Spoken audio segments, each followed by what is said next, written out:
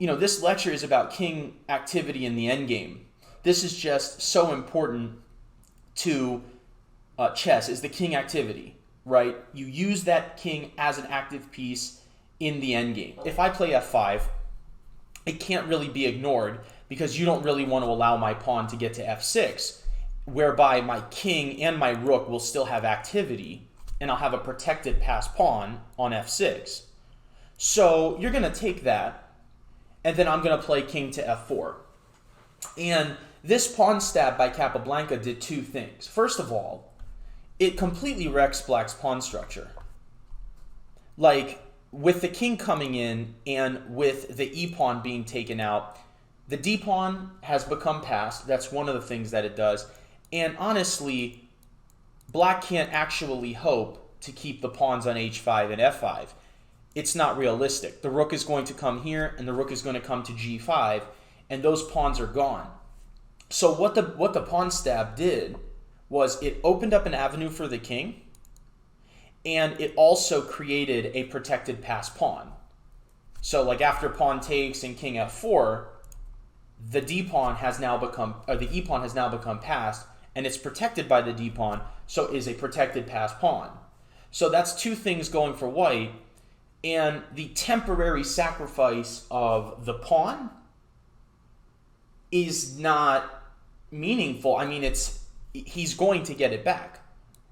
There's nothing really stopping rook to g3 and rook to g5. So Capablanca played the move f5 mainly because it activates his king and the rest of his pieces as a consequence to that, but also because he did not want black to stop the pawn break f5 and blockade the position, whereby it would be very difficult for him to win. So he played f5, pawn takes and king f4, and after this it really is all downhill for black because white is threatening to activate the rook, white has already activated the king, white has this beautiful passed pawn, and so the game didn't last much longer after this. So rook e6 was played, king takes f5. I guess the idea was to meet rook g3 check with rook to g6, but Capablanca just took the pawn with the king. So we see this active king in the endgame, a king that has already crossed into enemy territory, is escorting the pawn down the board and is taking over space. The rook is ready to come into the game. So this active piece, I mean, wouldn't you say, if you're looking at this position, wouldn't you say, yeah, that king's worth something, right? That king is an asset to white right now in an aggressive way, right? It's assisting this pawn down the board while helping to create entryway for the rook. So rook g6 was played. Pawn e6 is what Capablanca played. I mean, this is, a very strong move because you have this passed pawn, so he's trying to use it as a distraction to the black forces, keeping in mind that if the king has to stop that pawn, he may lose the rook, right? So, and also it opens up an additional avenue for the king as well. So, he pushes the pawn, which provides his king with an additional avenue into the queen side. And then, of course, the pawn itself is an asset as well. So, rook to g4, the idea is to get behind the pawn. King to e5, as already noted, the king's going to come over to the queen side, where it can do two things. It can still support the pawn forward, but of course, it can also still come over here and mop up all of these queenside pawns. So once the king broke through, it was all over. Check happened in the game, king to d6. Again, these ideas are already in the air. The rook is going to get active. Black took this pawn here. I'm not actually sure what to suggest for black. I think black is dead in the water here because if the king tries to come over and assist, then the rook just gets in on the action. For example, well, here, maybe we go king to d7, and we build a bridge for the pawn to promote, and of course, we can push this king away with the move rook to f3. So that active king is certainly worth a great deal in this position, and Capablanca only activated his king just a few moves ago with the pawn break. So after rook takes d4, what did Capablanca play here, which just ends the game? So white to play and finish the game.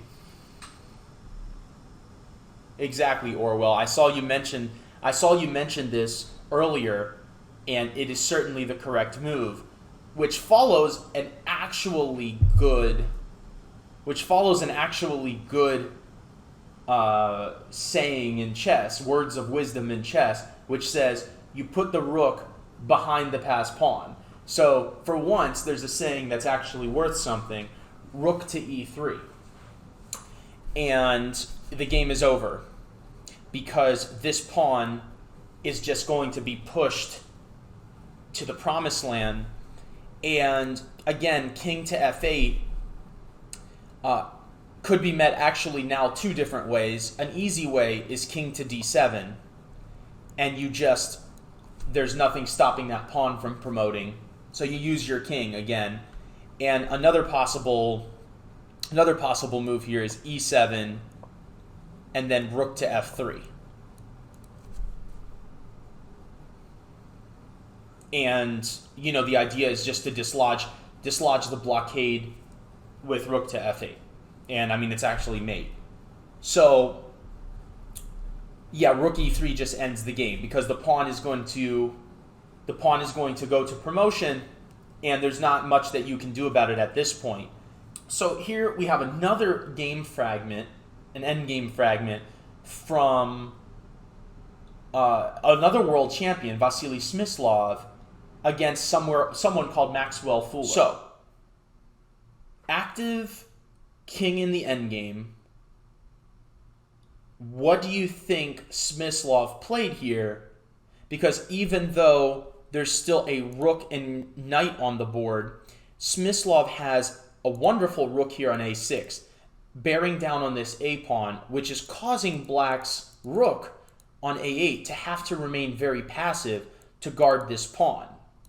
You certainly wouldn't want to lose a pawn and allow Smyslov to get access to your 7th rank. On top of that, he's got the space advantage, right? So it's a matter of breaking through the position and activating your king. After all, it is an endgame.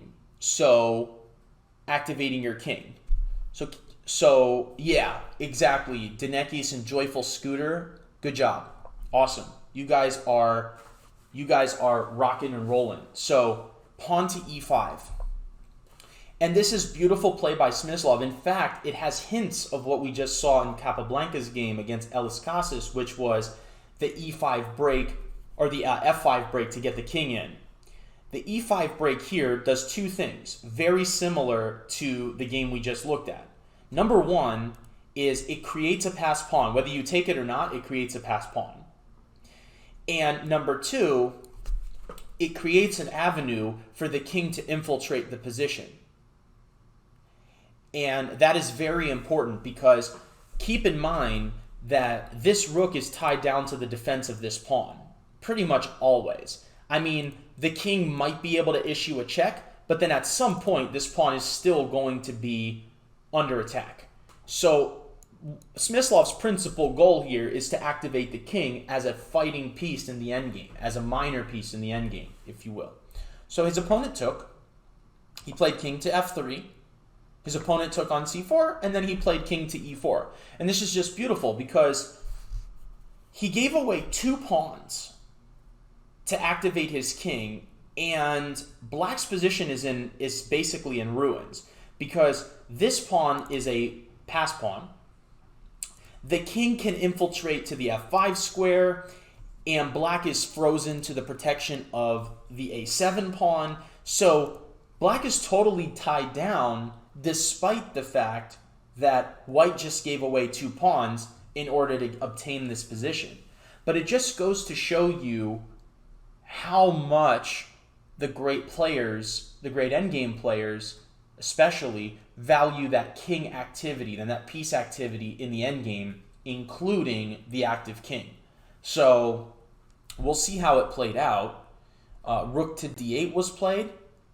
Knight to c3, just getting all pieces in play. Now, keep in mind, this is still hanging, and this pawn and this pawn are very weak as well. So black played the move rook to d7. Now, the point really was if you cannot take this pawn, and if you move your king, then, I could even take this pawn, for example. So the purpose of knight to c3 is just to block the d-file by protecting the pawns, and still reinforce the threat on the a pawn and still bring the king in. So let's see what happens. So rook to d7. Smyslov plays rook to c6, recognizing that he's not going to win this pawn anymore. He goes after this one, and keep in mind that his king has clear entryway into the position as well. King to g7.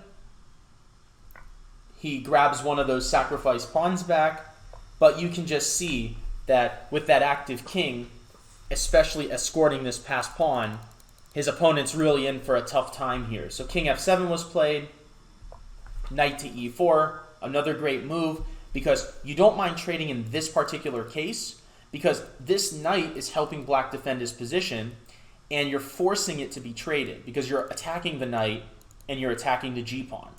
So black had to trade, but now black faces two major problems.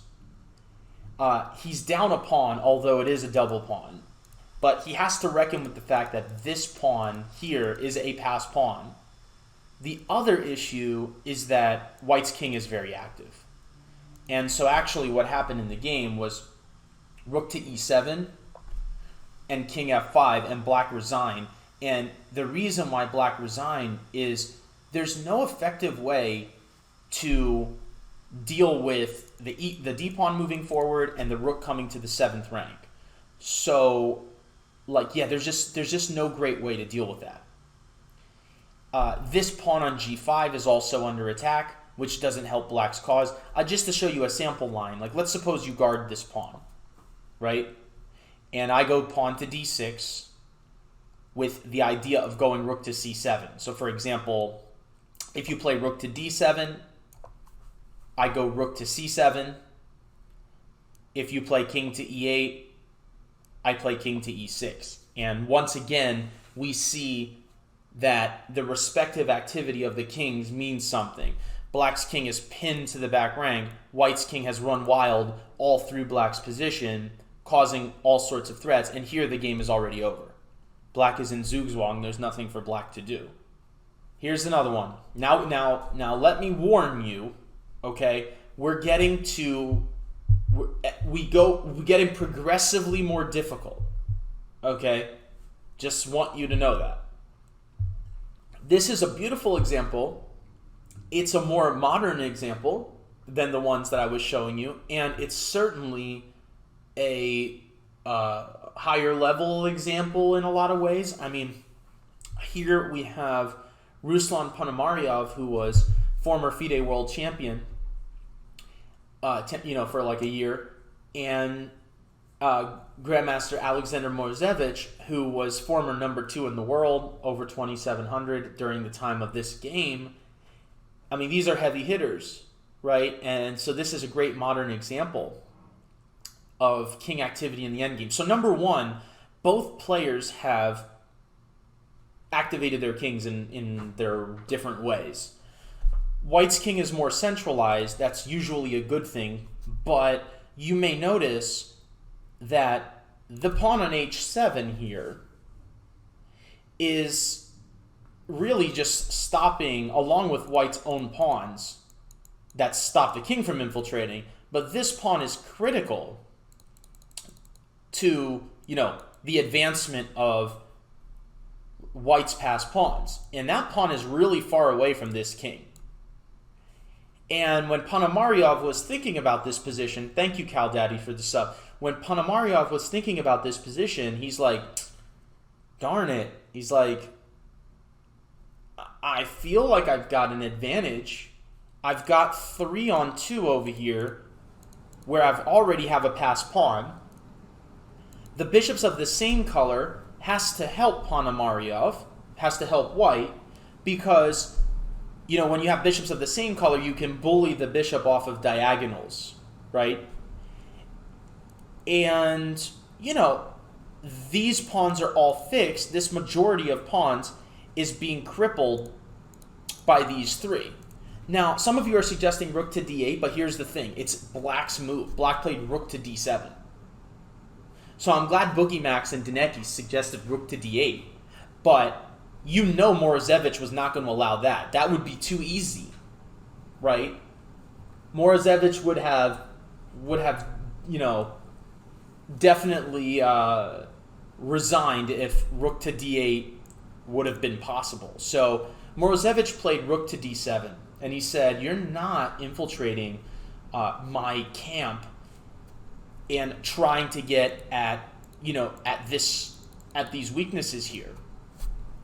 So this is, again, we are getting progressively more difficult with our example puzzles.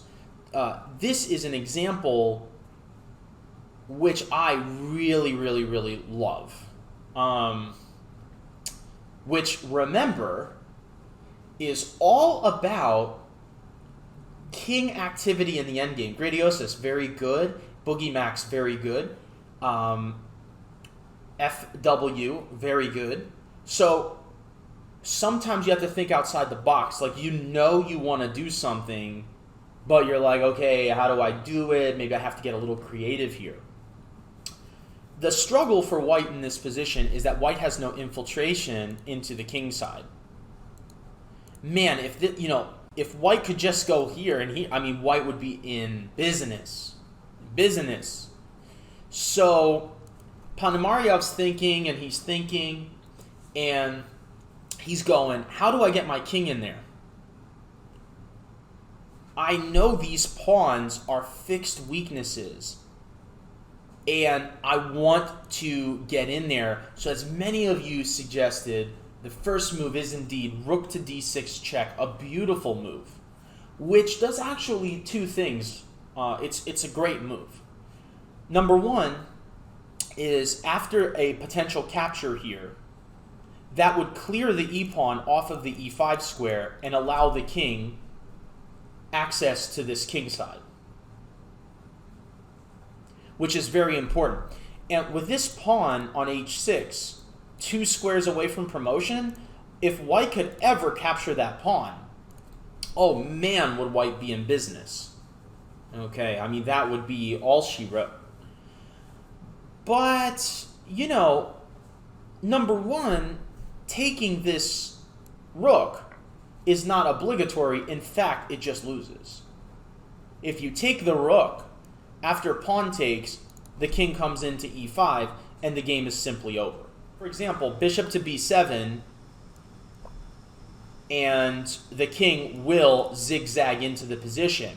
You should note that the king and pawn endgame is lost, because after bishop takes bishop, king takes, and king to c6, what very powerful yet common move does white play here which wins the game?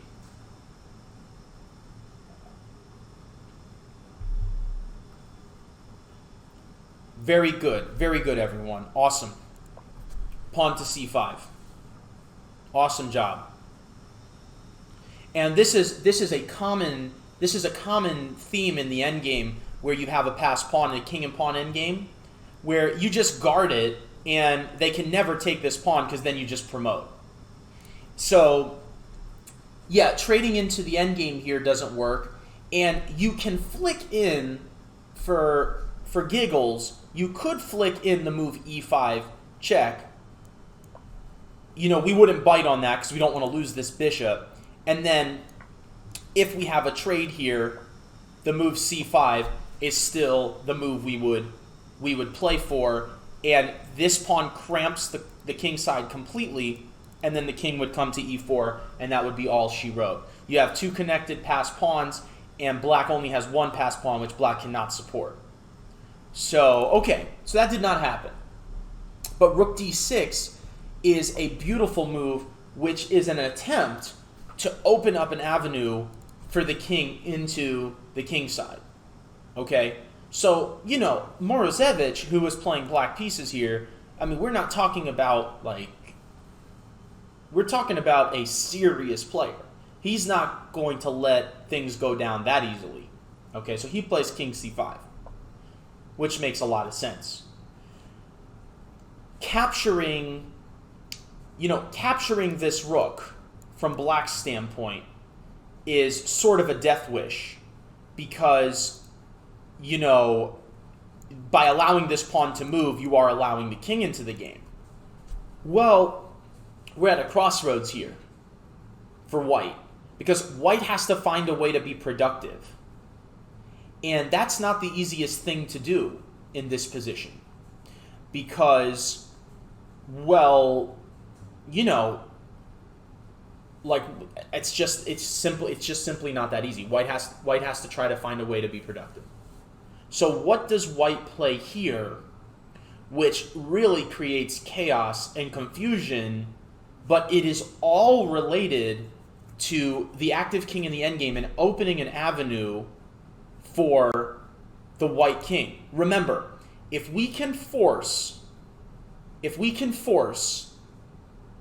black to capture this rook, we are in business because the king will have access into the king side.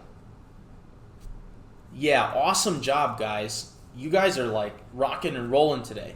King to f4. This beautiful move played by Ponomaryov is a double pawn sacrifice. A double pawn sacrifice to get the king into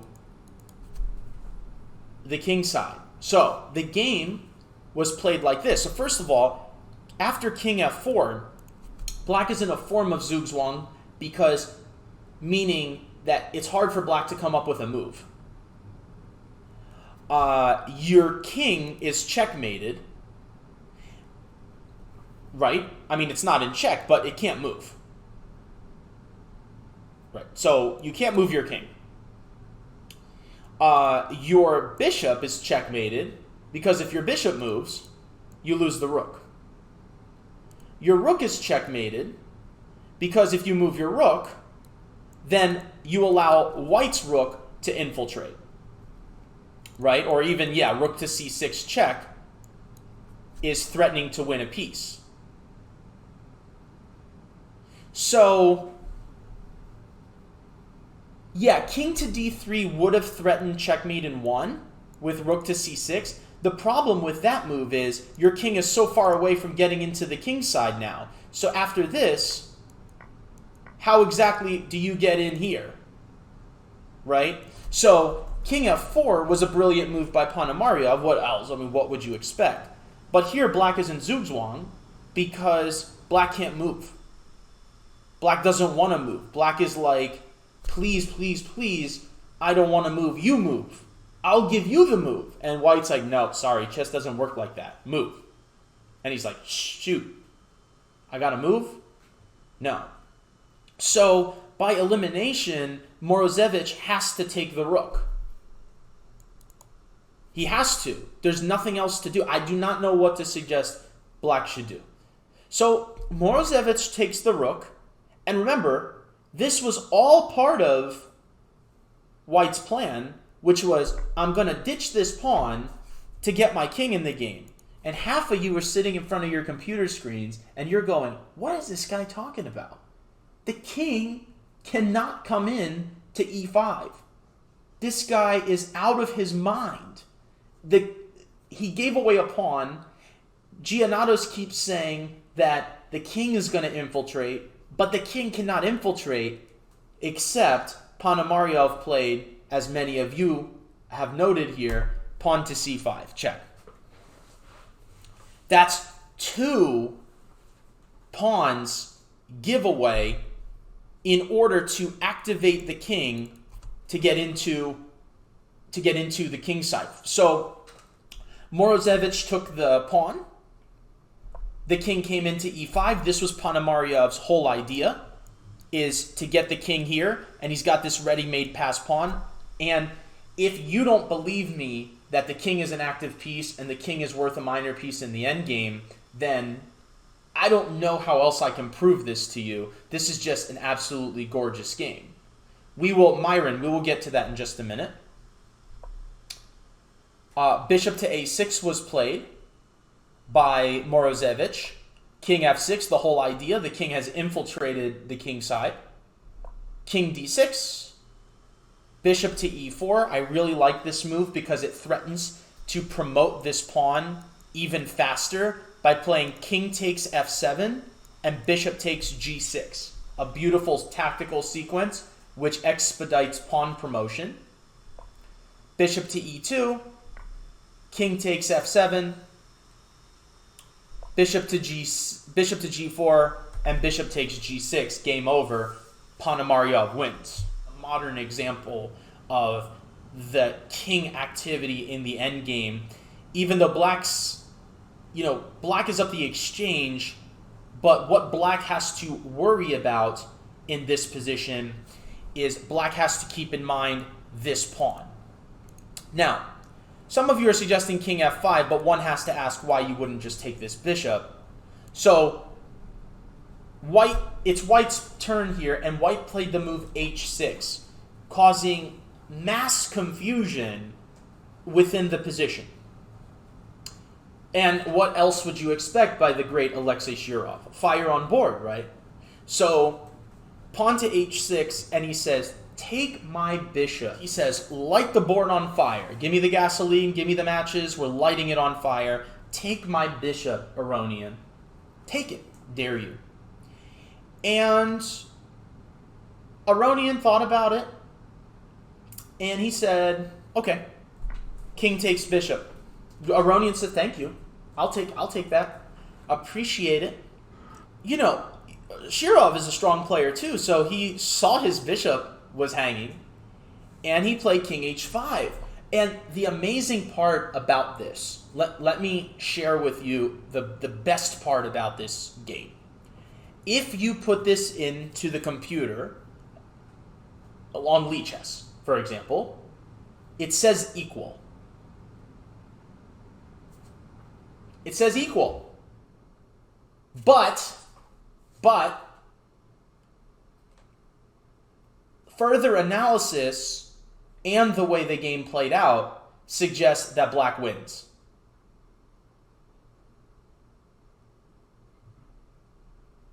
But how? That is the key. Now, I am going to take you back to the example I just showed you. You said, oh, Giannatos, this is so easy. I learned this when I was 3 years old. I actually knew, some of you knew this at birth already, that this was a draw, and you're like, you're wasting my time. Now we look at this situation, and I want you to see how the example I showed you, the simple form of it, is relevant here. Observe. Pawn to f5, a great move. There were other moves as well. Pawn to h7. The idea is to bring the king into g7, the active king, and promote the pawn. And here's the sad reality for black. If black has to sacrifice this rook for the pawn, black is going to be down a lot of pawns in the endgame. Okay, one pawn, but it's enough. So, black defended by playing rook h8, inviting the king to come to g7 with tempo, which seems crazy. Because the king was going to go to g7 anyway. Why would you let it come in with tempo? This is absolutely gorgeous. Study like endgame. And this happened in the game. This is not me making it up. This happened in the game. Black played king to e7. Gordilli, thank you so much. King to e7. King to g7. And watch this gorgeous endgame. Aronian played king e8. And he said, this is my defense. You're out of moves, Mr. Shirov. You are out of moves. Not a draw.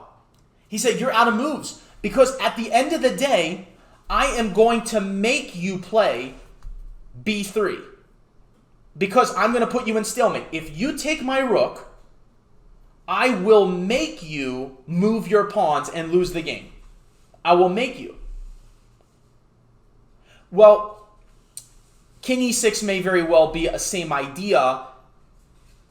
May very well be the same idea. But here's the thing, Arthur. If you go king to e6, I may be able to play... I wonder if I could play king to g6. And then I have to force you to repeat. Yeah. So king to e8 meets king to g6 with king to f8, and then I round up your h-pawn. And that's what happened in the game. But let me just show you the basic idea here.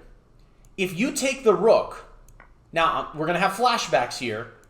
You thought this was irrelevant, right? You thought I was showing you this because I was a garbage coach and I wanted to waste your time. But this is very relevant to what I'm showing you right now. We go king here, and we never leave.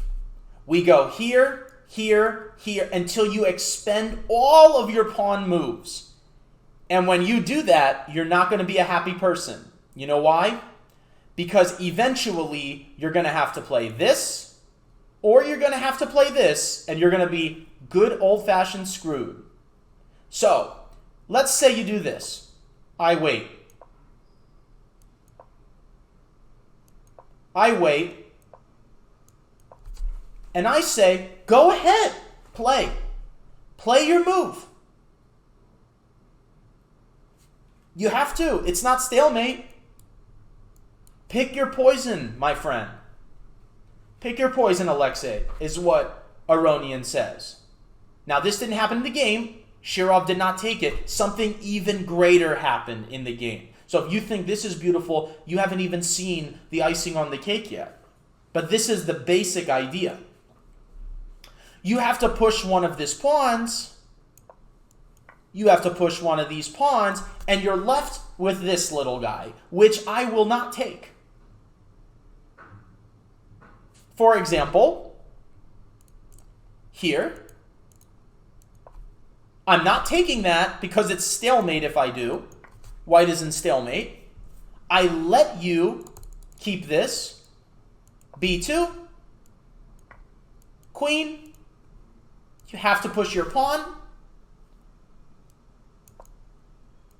Checkmate.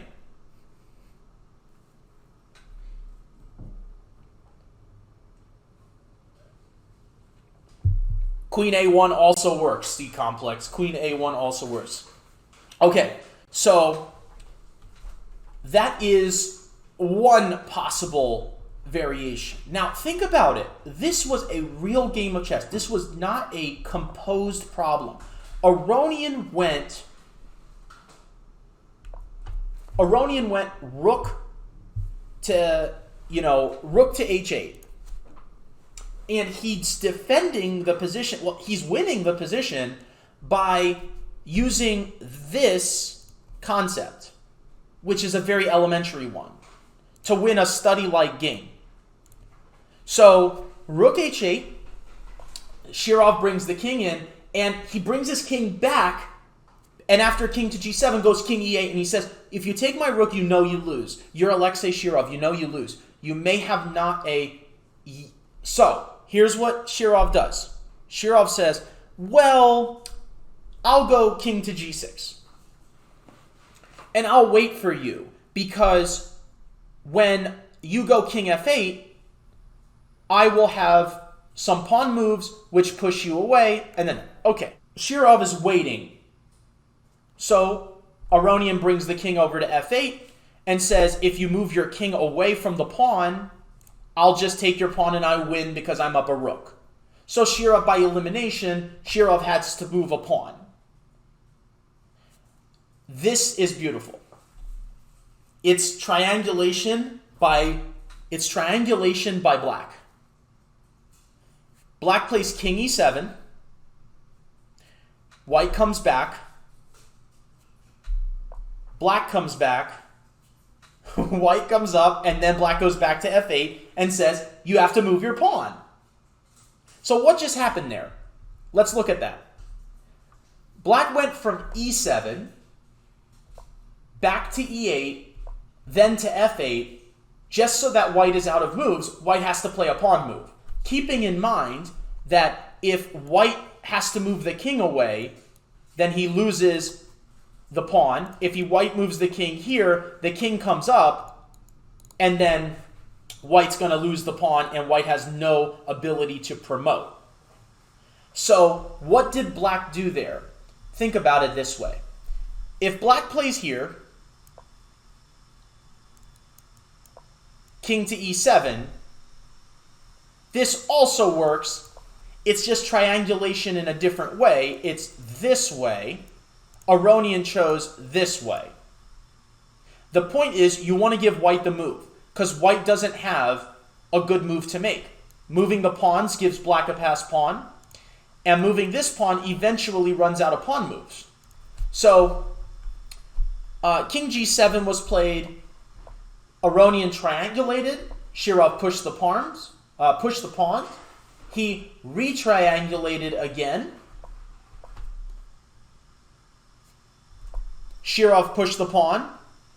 And now the king just moves away. And there's simply no way to guard it. If you try to do the same thing, we go to e7. Again, the rook is taboo. We already know that. So king comes back. And after king f8, you have no more pawn moves. I made you waste all of your good pawn moves. And now I'm just going to take this pawn and I'm up a rook. So in the game, after king f6, Aronian took the pawn, king g6, and then played rook f7, and the game is over. Because this is beautiful. You guys ready? You're not going to be able to handle this. Okay? You should be writing a Reddit post about me for showing you these beautiful games, but I'm going to let you slide today. I'll discover them for you. You just watch, please, because we got 150 people. I'm content with that. I'd like to get to 200, but we're at 150 people. So this is the beauty. h7, rook f8, king g7, and what move wins the game for black?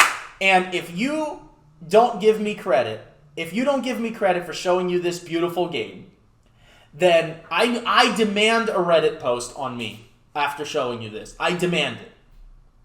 Absolutely, guys. You guys are awesome. Rook h8. Gorgeous.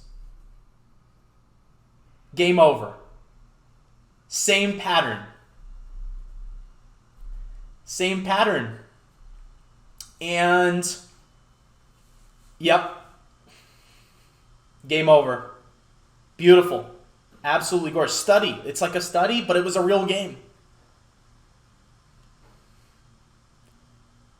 Yep. And keeping in mind, everyone, that king takes rook, king f8, white still has pawn moves, and the pawn moves lose because they give black a queen.